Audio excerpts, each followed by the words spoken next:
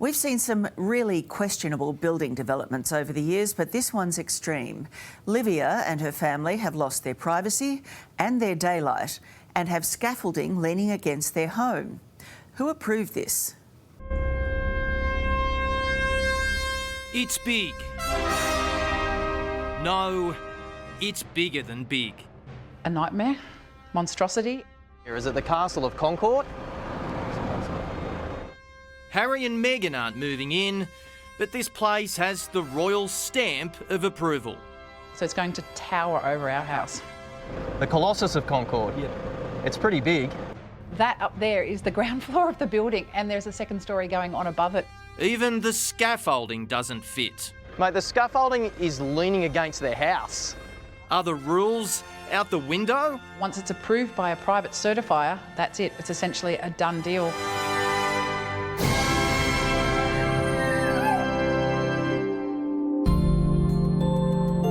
We've been living here for 22 years, I believe now. We love this area. It's green, it's got the river.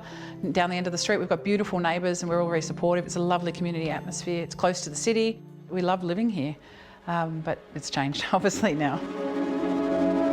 When Livia and family moved into her home at Concord in Sydney's inner west, there were rules. Yes, there were, because we're sort of attached to the Crown land at the end of the street.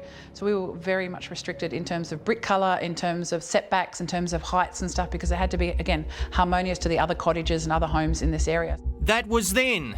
This is now. It's the worst thing that could happen to us.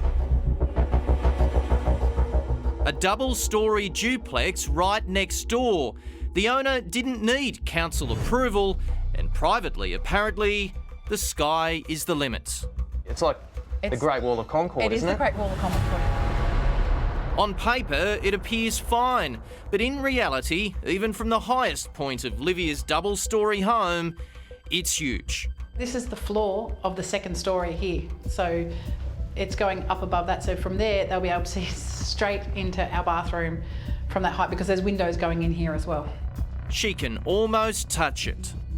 You wouldn't want to forget the shampoo if you're in the bath. Absolutely not. No more. That's gone nowadays. Yeah. Once you're in, you're in.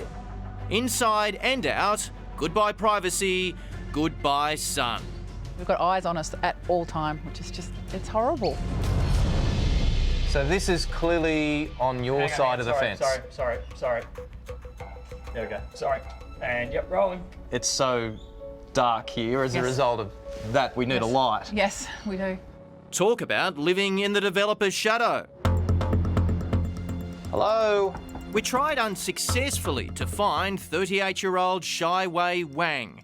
ASIC has the developer living here, and here, Hello? and here. We had no advanced knowledge of what was coming at all until it was started to be constructed. And now you've got a clear picture. A very clear picture. We've got a very dark picture because our house is now permanently in darkness. The plans were even a problem for the builder.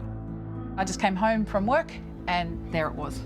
The scaffolding went over the fence and rested on Livia's roof and her walls. Would you want someone building scaffolding on your land? I would say no. Say no. I would say no straight away, yes. Exactly. But if I was in your You should have shoes... spoken to the architect, certifier, and said, this is not on, we can't do this. Sorry.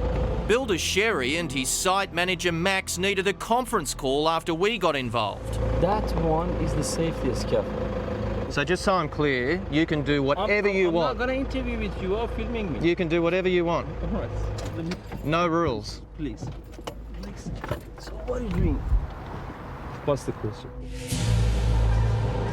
How long have you been in the building industry for? About 15 years. 15 years? Yeah. So you'd know the rules. We know the rules. So What's why the did you problem? break them? So the council have been out here regularly. They've been out multiple times. They've been fined previously for working on Sundays. I'm not happy. Is my right or no? If I lived there, I wouldn't be happy. What about their I rights? think so. Something wrong. The building company says it's just doing what it's been told. So how can something like this happen? Well, we thought we'd ask the private certifier. His name is Hermé Chabot, and he works from this upstairs office. But Mr. Shabu doesn't think the housing development is a problem. And that may be the case. Registered certifiers like Mr. Shabu are licensed to operate within building guidelines and the public interest. Is Mr. Shabu there? Mr. Shabu. But it's hard to complain if you're not given the plans. Livia says she's been left in the dark. None of them want to do anything. They say this is the law, we're meeting requirements. They just don't care. They don't want to engage with us in any form whatsoever. Livia hopes it's not too late to press stop, but if it is, she says, at least it's a warning for other families of what could happen next door to you. The architects and the certifiers and the council should sit down together, and the laws need to be to go back to the other way, to council-approved DAs. Well, the builder has now removed the scaffolding. We're still waiting for the certifier, Mr. Shabu, to call us back.